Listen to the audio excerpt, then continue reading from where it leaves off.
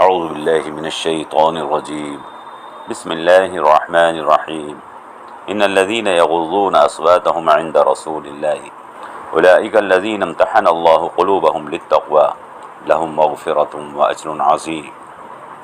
بے شک جو لوگ اپنی آوازوں کو نرم رکھتے ہیں اللہ کے رسول کے سامنے، یہ وہ لوگ ہیں جن کے دل اللہ نے تقوی کے لیے جانچ لیے ہیں، ان کے لیے مغفرت ہے اور بڑا بدلہ ہے۔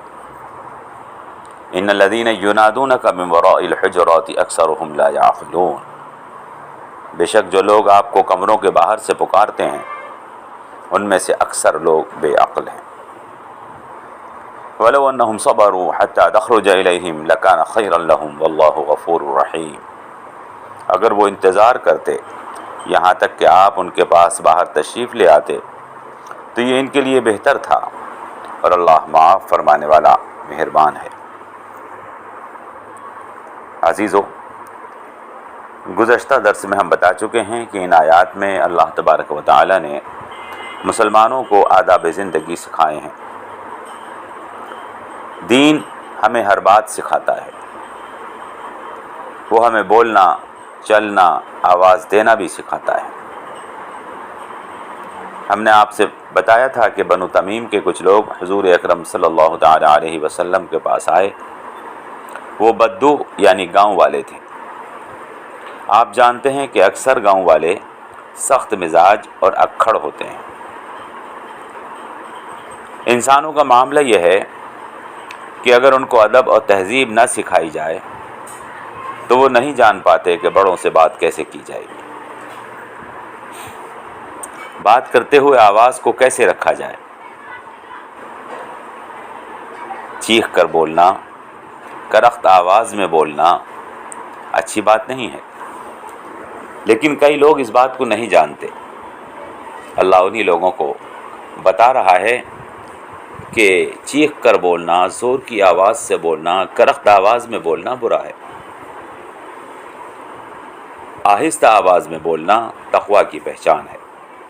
ان الذین یغضون اصواتهم عند رسول اللہ اولئک الذین امتحن اللہ قلوبهم للتقوی لهم مغفرۃ واجر عظیم، بے شک وہ لوگ جو اپنی آوازوں کو نرم رکھتے ہیں، یغضون اصواتهم، جو اپنی آوازوں کو نرم رکھتے ہیں عند رسول اللہ، رسول اللہ صلی اللہ علیہ وسلم کے پاس، اولئک الذین امتحن اللہ قلوبهم للتقوی، یہی وہ لوگ ہیں کہ آزما لیا ہے اللہ تبارک و تعالی نے جن کا دل تقوی کے لیے، ان کے لیے مغفرت ہے اور اجر عظیم ہے۔ یعنی رسول اللہ کے پاس جو لوگ آہستہ آواز سے بات کرتے ہیں ان کے دل تقوی کے لیے جانچ لیے گئے ہیں، اور ان کے لیے مغفرت ہے اور اجر عظیم رکھا گیا ہے۔ عزیزو، نبی کے سامنے ادب سے بولنا اتنی بڑی بات ہے کہ اللہ نے کچھ ایسے لوگوں کے لیے جو نبی کے سامنے آہستہ بولتے ہیں، آہستہ بولنے کو تقوی کی سند بنا دیا ہے۔ اور یہاں اس صورت میں بات کو دونوں طرح سے بیان فرما دیا ہے۔ اوپر کی آیت میں فرما دیا تھا کہ آواز کو اونچا مت کرنا، اور اس جگہ بتا دیا تھا کہ جو لوگ آواز کو اونچا کرتے ہیں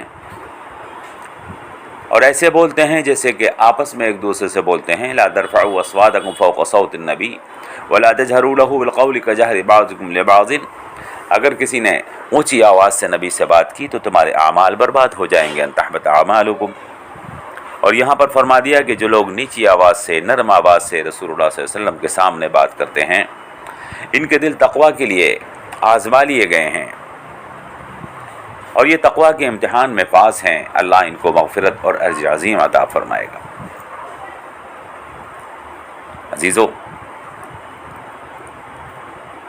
روایات میں آیا ہے بعض لوگ بنو تمیم کے آئے، حضور اکرم صلی اللہ تعالی علیہ وسلم اپنے حجرے میں تھے، دروازہ بند تھا، اور انہوں نے اندر داخل ہونے کے لیے راستہ گھوم گھوم کر تلاش کرنا شروع کیا، اور زور زور سے آوازیں دینے لگے، یا محمد یا محمد۔ حضور اکرم صلی اللہ تعالی علیہ وسلم طبعا نرم دل واقع ہوئے تھے، آپ نے ان کو کوئی جواب، کوئی تنبیہ نہیں کی۔ تب یہ آیات نازل ہوئیں، اللہ نے ارشاد فرمایا ان الذین ینادونک من وراء الحجرات اکثرهم لا یعقلون، جو لوگ آپ کو حجروں کے باہر سے زور زور سے آوازیں دیتے ہیں ان میں سے اکثر بے عقل لوگ ہیں. یعنی زور زور سے باہر سے آوازیں دے کر پکارنا کم عقلی کی پہچان ہے. باہر سے بار بار آوازیں دینا، زور زور سے چیخنا، یہ کم عقلی کی بات ہے. آدمی کو چاہیے کہ آواز دے کر جب گھر کے باہر سے آواز دے تو آواز دینے کے بعد کچھ دیر انتظار کرے. جس آدمی کو آواز دی جاتی ہے وہ اندر کسی ضرورت میں مشغول ہو سکتا ہے، سو رہا ہے، باتھ روم میں ہے یا اور کسی کام میں مشغول ہے. آدمی گھر میں اپنے گھریلو لباس میں بھی ہوتا ہے، دروازے تک آنے میں وقت بھی لگتا ہے. بعض لوگ ایسا کرتے ہیں کہ آواز دیتے ہیں اور دیتے ہی چلے جاتے ہیں جیسے کہ وہ دروازے پہ ہی کھڑا ہو. حکم یہ ہے کہ ایک مرتبہ آواز دو اور کچھ دیر انتظار کرو، پھر تھوڑی دیر بعد دوبارہ آواز دو کہ شاید آواز اندر نہ پہنچی ہو، پھر تیسری مرتبہ کچھ دیر کھڑے رہنے کے بعد کچھ وقفے کے بعد آواز دو. اگر تیسری مرتبہ آواز دینے پر بھی اندر سے جواب نہ ملے تو واپس چلے جاؤ. حضور اکرم صلی اللہ تعالی علیہ وسلم کا طریقہ یہی تھا اور صحابہ کرام رضوان اللہ تعالی علیہم کا طریقہ بھی یہی تھا. اس سلسلے میں قرآن پاک کا حکم بھی موجود ہے کہ جب صبح فجر سے پہلے، دوپہر آرام کے وقت اور رات کو عشاء کی نماز کے بعد بغیر پہلے سے بتائے اور وقت اور اجازت حاصل کیے ہوئے کسی کے گھر ملاقات کے لیے نہیں جانا چاہیے. اگر کسی سے ملاقات کرنی ہے ان اوقات کے علاوہ ملاقات کریں. اگر ان اوقات میں ملاقات کرنی ہے تو پہلے سے اجازت لیں. فجر سے پہلے اس لیے کہ آدمی ابھی سو کر نہ اٹھا ہو یا اپنی ضروریات میں مشغول ہو. دوپہر میں جب آدمی کپڑے بدل کر آرام کرنے لیے لیٹ جاتا ہے اس وقت ملاقات کے لیے اٹھ کر آنا تکلیف کا باعث ہوتا ہے. اور عشاء کے بعد تو منع ہے کہ کوئی آدمی عشاء کی نماز کے بعد دنیا کا کوئی کام نہ کرے. حدیث پاک میں ہے کہ آخری عمل تمہارا عشاء کی نماز ہونی چاہیے.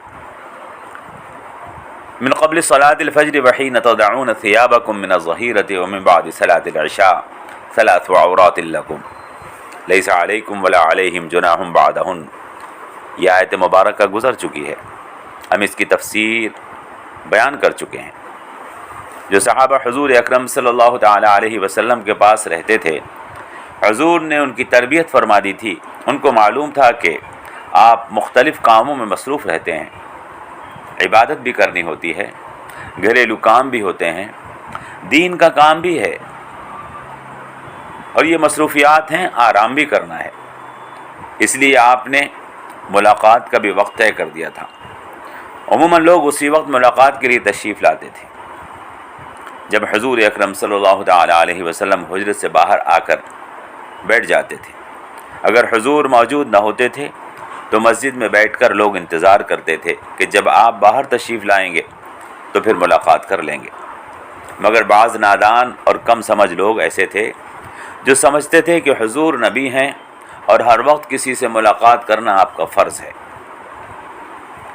لہذا وہ رات اور دن میں کسی بھی وقت اچانک آ دھمکتے تھے اور آوازیں دینے لگتے تھے.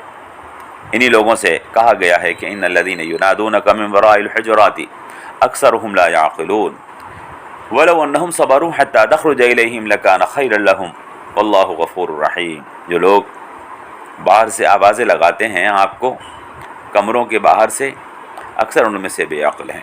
اگر یہ لوگ انتظار کرتے جب یہاں تک کہ آپ باہر تشریف لے آتے تو ان کے لیے بہتر تھا. بے شک اللہ تبارک و تعالی معاف فرمانے والا مہربان ہے.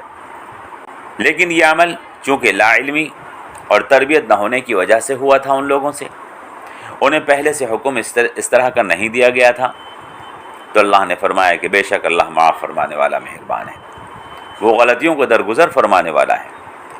اور اس حرکت پر جو نادانی سے ہو گئی ہے ان کا مواخذہ نہیں کیا جائے گا.